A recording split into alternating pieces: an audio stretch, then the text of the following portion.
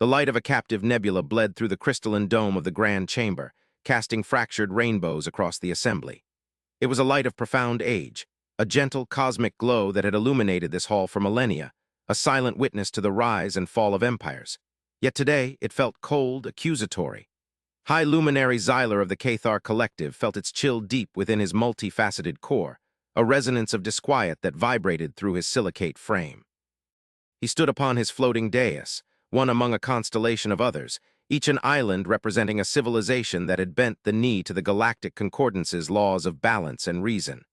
Before them, at the chamber's heart, a shimmering datasphere projected the unfolding tragedy, the orbital bombardment of Xylon Prime, a fledgling member world crying out for aid. The images were stark, brutal, the raw, unsubtle violence of the Scourge hegemony, a predatory empire that saw the galaxy not as a garden to be tended, but as a forest to be culled. The air, a carefully blended mix of a dozen primary atmospheres, was thick with unspoken dread and the low, psychic hum of 1,000 worried minds. The debate had raged for 3 standard rotations, a grinding, circular argument that frayed the ancient protocols of the Concordance. Xyler adjusted his position, the slight movement sending a cascade of refracted light across his polished, obsidian limbs. His people, the Cathar, were archivists and philosophers, beings of immense patience who measured their thoughts in geological time. But even his patience was wearing thin. The core of the issue was not whether to act, but how. The Concordance's charter was clear. An attack on one member was an attack on all. But the Scourge were a formidable foe, their fleets vast, and their methods utterly without honor or restraint. A conventional war would be a cataclysm, a fire that would consume entire sectors and burn for generations. A direct military intervention is the only language the Scourge understand, boomed a voice that was more chitinous scraping than speech. It came from Warlord Grawl of the Vexian Imperium, his massive, insected form bristling with contained aggression. His dais was forged of black, pitted iron, a stark contrast to the elegant, floating crystals of the others. We have the fleets. We have the warriors. We must meet their fire with a greater fire. Anything less is a signal of weakness. They will exploit to devour us all. His sentiment was met with a murmur of assent from the more martial members of the assembly, those whose cultures were forged in conflict and conquest. But Xyler saw the deeper truth. A war, even a victorious one, would fracture the delicate balance the Concordance had maintained for eons. The cost in lives, in worlds, in trust, would be incalculable. It would be a wound from which the galaxy might never truly recover. And what of the aftermath, Warlord? Xyler's voice was calm, resonant like the slow grinding of tectonic plates. It carried a weight that silenced the murmurs. The Scourge do not surrender. They fight until the last ship is dust, the last world is glass. To defeat them with fire is to become like them, an agent of cosmic annihilation. We would be saving the Xylons by immolating their entire star system and countless others besides. Is that the victory you seek? A graveyard over which to plant our banner. A low, ethereal chime echoed through the hall, drawing all attention to the Sylph delegation. They were beings of pure energy contained within shimmering fields of force, their forms indistinct and ever-shifting. Their representative spoke not with a voice, but with a wave of collective thought that touched every mind in the chamber. The Warlord speaks of endings. The Luminary speaks of costs. Both are valid concerns, but both ignore the new variable, the unpredictable element that has entered the galactic equation. The humans. The word hung in the silent air of the chamber, unspoken but felt by all. Humanity. A species so new they were still a footnote in the Concordance's grand historical archives. They had emerged from their isolated stellar nursery barely a century ago, a chaotic, contradictory species that defied every predictive model the Concordance possessed. They were builders and destroyers, poets and killers. They had established colonies with breathtaking speed, yet engaged in diplomacy with a caution that bordered on paranoia. They had shared medical technologies that saved millions on a plague-stricken moon, then had turned a pirate armada into a cloud of drifting atoms for violating their territorial space, an act of disproportionate retribution that had sent shivers through the sector. They were a paradox, a puzzle no one had yet solved. The humans are irrelevant, Grawl dismissed with a wave of a bladed forelimb. A minor species, barely spacefaring, their fleet is a collection of disparate, unimpressive vessels.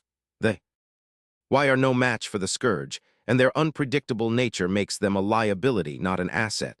They are a distraction from the real matter at hand, our duty to our fallen allies. Is it their fleet that concerns you, warlord, or the reports we have received about one specific vessel? Xyler countered, his voice steady. He focused his multifaceted eyes on the Vexian, seeing the flicker of uncertainty beneath the hardened carapace of his certainty. The ship they call the Arbiter. The name fell into the chamber like a stone into a still pool. Whispers rippled outwards. The Arbiter. It had been sighted only a handful of times, always at the periphery of some conflict, a ghost in the star lanes. Sensor readings were contradictory, impossible. It was a ship of medium tonnage by concordant standards, sleek and black, absorbing all sensor scans like a hole in spacetime. It had never been seen firing a weapon. It had never been seen deploying fighters. Yet where it appeared, conflict simply ceased. A civil war on Cygnus X2 had ended overnight when the Arbiter entered orbit. Both factions had laid down their arms and sued for peace, their leaders refusing to speak of what they had witnessed. A slaver fleet preying on the outer rim had been found adrift, their ships intact but every crew member in a state of irreversible catatonia, their minds wiped clean. The humans had offered no explanation for these events, merely stating that they were internal security matters. Fairy tales, Grawl scoffed, though his mandibles twitched with a nervousness he could not entirely conceal. Psychological warfare from an upstart race trying to punch above their weight. They project fear because they lack true power. It is a bluff, and I, for one, will not be cowed by it. Power does not always roar, the Sylth consciousness whispered into their minds. Sometimes it is the silence that follows the storm, and the silence that follows the humans is profound. Xyler felt the truth of the Sylth's words. He had reviewed the data on the Arbiter himself. The ship emitted no detectable energy signature, no waste heat, no radiation. It moved without a visible propulsion system, slipping through spacetime as if the laws of physics were mere suggestions it could choose to ignore. The Concordance's finest intelligence analysts had concluded that the vessel was either a masterful deception on a scale never before seen, or it operated on principles of science so far beyond their own as to be indistinguishable from magic. Neither possibility was comforting. The Xylon representative, a small, furred creature whose platform trembled with sorrow and desperation, transmitted another plea. Please, High Luminary, Warlord, my people are dying. The Scourge orbital platforms are locking into their final firing sequence. We have hours, perhaps less. Whatever you decide, it must be decided now. The weight of imminent extinction settled upon the chamber. The burden of command, of responsibility, was a physical thing, a pressure that could crack worlds. Xyler felt it pressing down on his crystalline soul. Grawl's path was one of righteous, predictable destruction. His own was one of cautious, potentially fatal inaction. Both led to ruin. There had to be another way. As if summoned by the thought, a new icon blinked into existence on the central datasphere. It was a simple, unassuming sigil, the symbol of the Terran Confederacy. A request, a formal diplomatic entreaty to address the Concordance. The chamber erupted in a cacophony of surprised exclamations. The humans had never before sought to formally address the entire assembly. They communicated through low-level diplomatic channels, always polite, always reserved, always keeping the galactic community at a careful distance. For them to request this now, at the very apex of the crisis, was an unprecedented move. Warlord Grawl slammed a fist against his console. They dare to interrupt a war council of the Concordance, deny it. They have no standing here. On the contrary, Xyler said, his voice cutting through the noise. He felt a strange premonition, a sense of standing at the edge of a precipice, the abyss of the unknown yawning before him. They have every standing. They are a recognized interstellar power, and this crisis affects their sector as well. We are bound by our own laws to hear them. He looked toward the central podium. Grant the human envoy permission to speak. The chamber fell into a tense, expectant silence. The datasphere shimmered, the images of the Xylon bombardment receding to be replaced by a single, perfect holographic projection. It was not a grand, imposing figure like Grawl, nor an ancient, crystalline being like Xyler. It was a human female, clad in a simple, dark blue uniform devoid of any rank insignia or decoration. Her hair was pulled back from her face, which was calm, impassive, her eyes a shade of gray that seemed to absorb the light of the nebula. Without reflecting it, she stood with a stillness that was unnerving, a placidity that seemed entirely out of place amidst the panic and fury of the chamber. I am Admiral Eva Restover of the Terran Confederacy vessel Arbiter, she said. Her voice was as calm and measured as her expression, translated into 1,000 languages by the Concordance's network, but losing none of its quiet authority. I greet this august body with respect. We have monitored the situation on Xylon Prime. We understand your dilemma. Graal's derision was palpable. You understand nothing, human. You are children playing with toys you do not comprehend while gods decide the fate of the galaxy. Leave this to your betters. Rostova's gaze shifted to the Vexian warlord. There was no anger in her eyes, no offense. There was only a quiet, analytical curiosity, as if she were observing a particularly interesting but predictable specimen. Warlord Graal, your strategy is to deploy your battle groups to the Xylon system. Your projected outcome is a Pyrrhic victory after the loss of several core worlds and a war of attrition lasting for at least 50 standard years. Your acceptable casualty estimate for Concordance forces is in the trillions. This is an inefficient and unnecessarily destructive solution. The cold, matter-of-fact recitation of his own military projections, classified at the highest levels, sent a shockwave through Graal's composure. He sputtered, his mandibles clicking in agitation. How could you know that? That information is secured within the Vexian High Command. Information is a current, Rostova replied, her voice unchanging. It flows, we merely observe its path. She turned her gaze back to the chamber at large. The Terran Confederacy offers an alternative. We offer the services of the Arbiter to resolve the Scourge threat to Xylon Prime. The offer hung in the air, audacious and insane. A single ship against the entire Scourge invasion fleet. It was preposterous. Xyler leaned forward, his internal light pulsing with cautious intensity. Admiral Rostova, we appreciate your courage, but you must understand the scale of the force you are volunteering to face. The Scourge have deployed their primary assault fleet. It is a force that could crack a continent, a force that even the combined might of the Concordance fleet would struggle to contain. We are aware of the Scourge's disposition, Rostova said. My offer is not one of battle. The Arbiter does not engage in warfare as you understand it. We will not be fighting the Scourge. We will be delivering a rectification. Rectification. The word was sterile, clinical, and utterly chilling. It was not the language of a soldier, but of a surgeon or a god. A word game? Graal roared, recovering his bluster. You will do nothing but get your insignificant ship vaporized, and in doing so, you will give the Scourge a meaningless victory that will only embolden them. I will not stand by and allow this farce to delay the only viable course of action. I call for a vote to reject this absurd offer and commence the mobilization of the Grand Fleet. But Xyler held up a hand, a gesture that commanded silence. He felt that he was at the heart of the galaxy's most important moment. All their history, all their wars and treaties had led to this quiet woman in a simple uniform offering an impossible solution. He had to understand. Admiral, what is this rectification? What is the nature of your vessel's power? The Concordance cannot sanction an action it does not comprehend. We have laws, protocols against the use of certain technologies. Chronoton torpedoes, reality-destabilizing warheads, weapons that leave wounds in the fabric of spacetime itself. For the first time, a flicker of something akin to emotion crossed Rostova's face. It was not sympathy or anger, but a deep, resonant weariness, the look of one who has carried a terrible burden for a very long time. The Arbiter does not violate the laws of physics, luminary. It enforces them. It does not destroy, it balances. Justice, as you and Warlord Graal conceive of it, is a matter of perspective, of retribution, of punishment.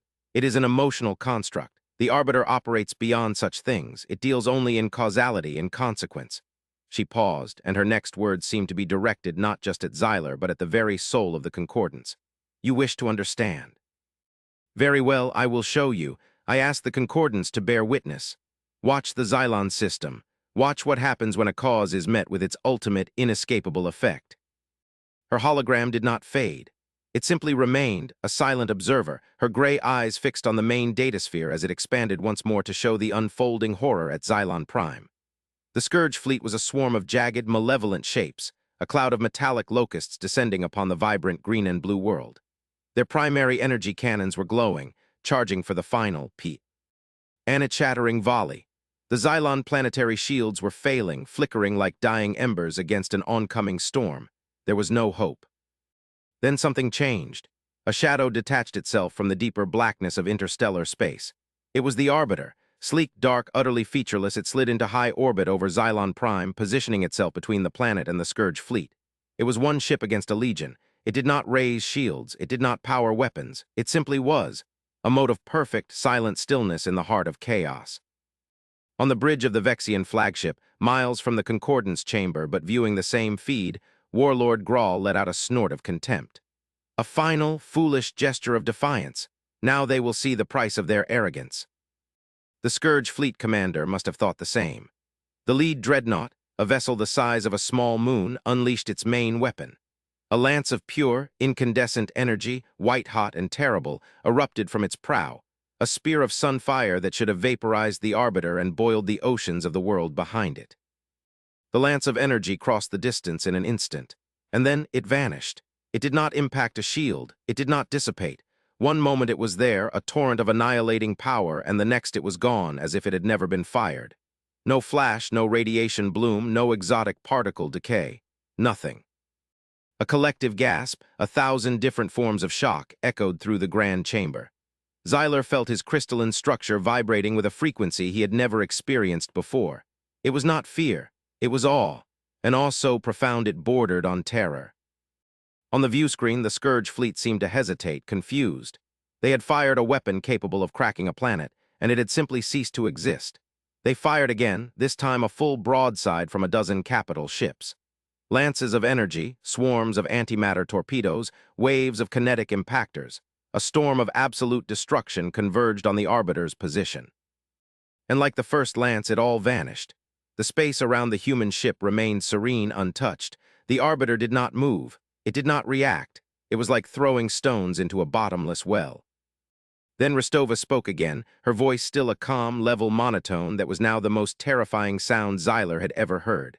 "The cause has been established. The effect will now be delivered." She made a minute gesture with one hand, a motion so small it was almost imperceptible. On the view screen, something began to happen to the Scourge fleet. It was not an explosion. It was not destruction. It was an undoing. The lead dreadnought, the one that had fired the first shot, suddenly flickered.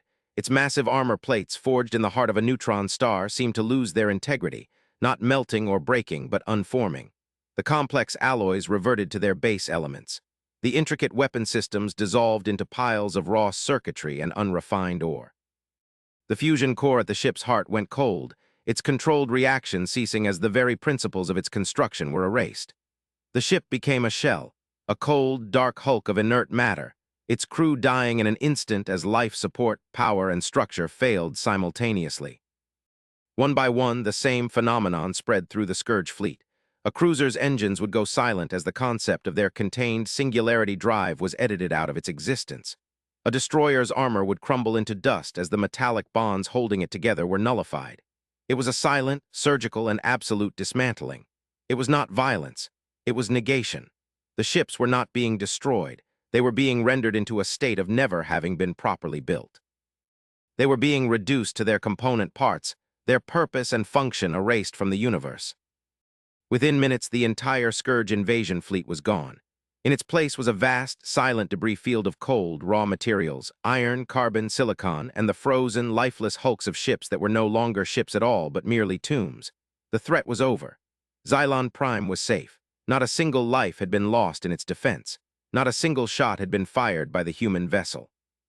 The grand chamber of the Concordance was utterly, completely silent. The silence was heavier than a dying star. Warlord Grawl was frozen on his dais, his hardened carapace looking brittle, his fierce warrior's pride shattered into a million pieces. He was staring at the screen with the wide, unblinking eyes of a creature that has just seen the face of its god and found it to be a cold, indifferent mathematician. He had built his entire civilization around the glory of combat, the art of war, the clash of fleets. And this single, silent human ship had just rendered all of it, his entire culture, his entire philosophy, utterly and pathetically obsolete. Xyler finally found his voice, though. It was a mere whisper compared to its usual resonant boom. He addressed the still, calm hologram of the human admiral. What was that? What did you do?" "I told you, luminary," Rostova replied, her gaze still fixed on the screen as if reviewing her work. "We delivered a rectification. The Scourge hegemony is a culture predicated entirely on technological superiority and military conquest. Their ships, their weapons, their very existence as a power is the cause of their aggression. The Arbiter did not destroy them. It simply removed the effect. It targeted the product of their violent intent. The Scourge still exists. Their people are still alive on their worlds, but their capacity to wage interstellar war on this scale has been nullified. Their warships are now just monuments to an ambition they can no longer fulfill. We did not dispense justice. We removed the tool of the crime retroactively. The philosophical weight of her words was staggering. It was a power beyond comprehension, not a weapon to kill, but a tool to edit reality itself. A scalpel that could excise a tumor not by cutting it out, but by convincing the universe that the tumor had never been malignant in the first place. This was the ultimate human warship, and Xyler finally understood the meaning of the phrase that had been whispered in intelligence reports, too powerful to be justice. Justice required judgment, intent, a decision between right and wrong. This was different. This was a force of nature, as impersonal and absolute as gravity. You hold the power to unmake civilizations, Xyler breathed, the light within him flickering with a mixture of terror and reverence. You could have erased them from existence entirely. Why did you not? Because their crime was aggression, not existence, Rostova said simply. To erase them would have been an act of annihilation. That is the philosophy of the Scourge. It is not ours. Our purpose is not to punish, but to preserve the integrity of the whole. The Scourge are now a problem that can be solved with diplomacy and integration rather than warfare. We have given them a chance to become something more than what they were. Whether they take it is now up to them and to you. Her hologram turned its gaze to Xyler, and for the first time he saw past the Admiral, past the implacable calm, and saw the human beneath. He saw an echo of that profound weariness, the soul-crushing weight of wielding such a power. To have the ability to unmake reality and to choose, every single time, the path of least possible harm, it was a burden of ethics so immense it was a miracle it had not crushed their species. He finally understood the human paradox.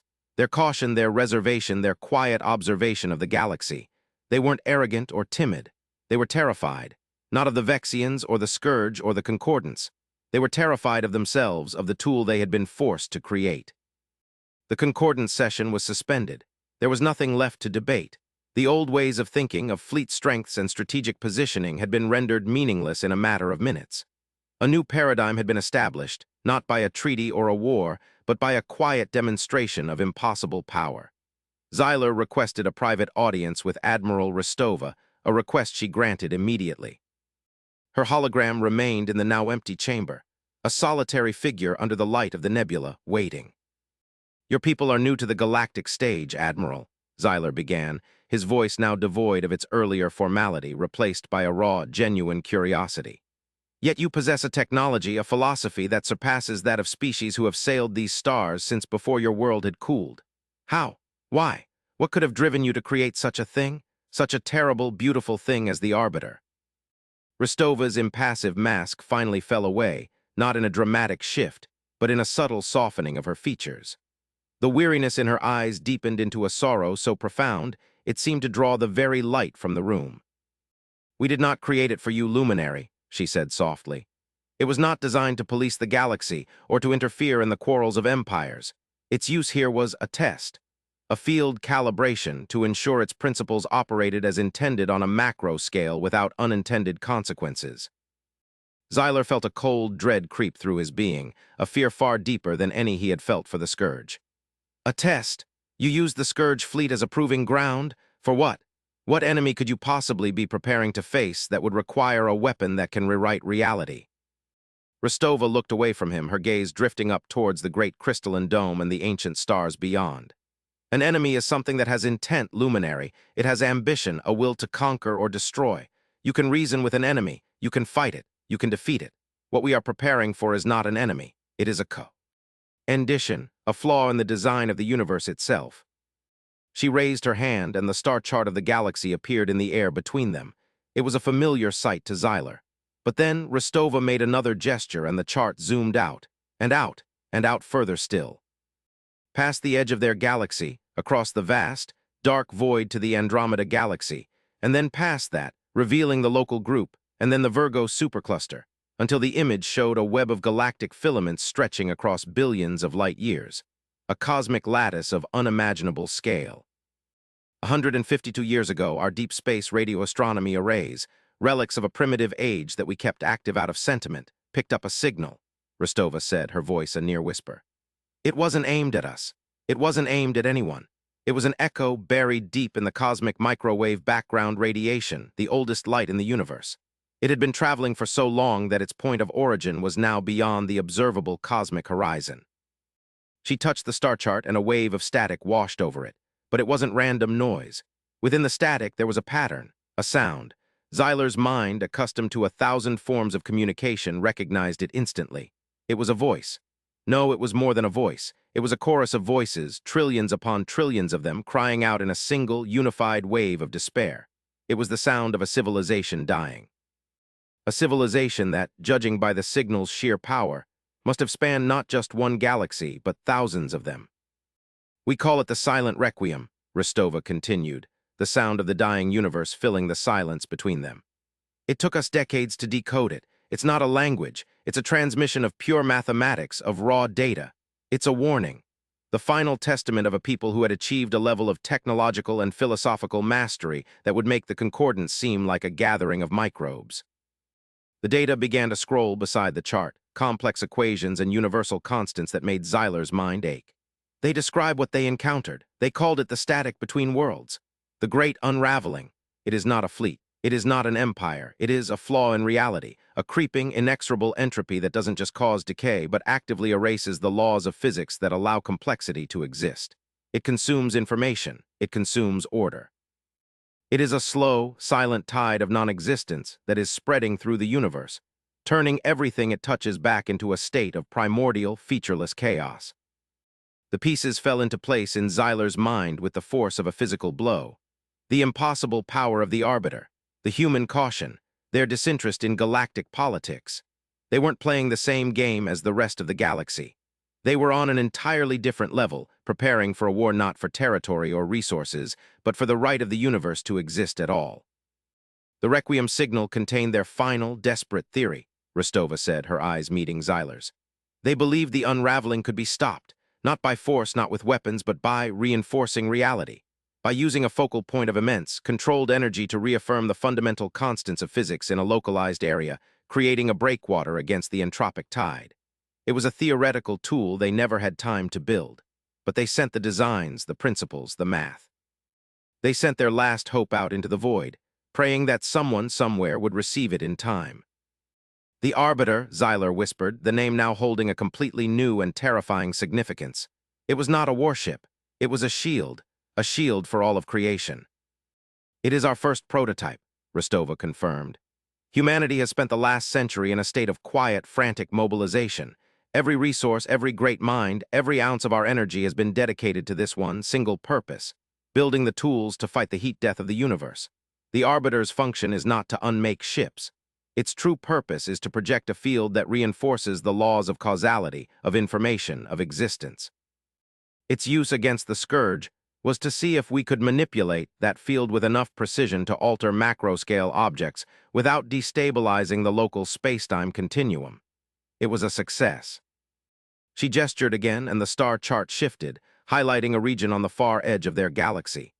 It was a patch of space known as the Perseus Void, a region notoriously empty of stars and galaxies. But on the human chart, it was glowing with a faint, menacing red light. Our long-range sensors have detected the first signs of it, Rostova said, her voice grim. The physical constants in that region are beginning to drift. The static is here. In our galaxy, we estimate we have less than 1,000 years before it reaches the core worlds. 1,000 years to a Cathar. It was the blink of an eye.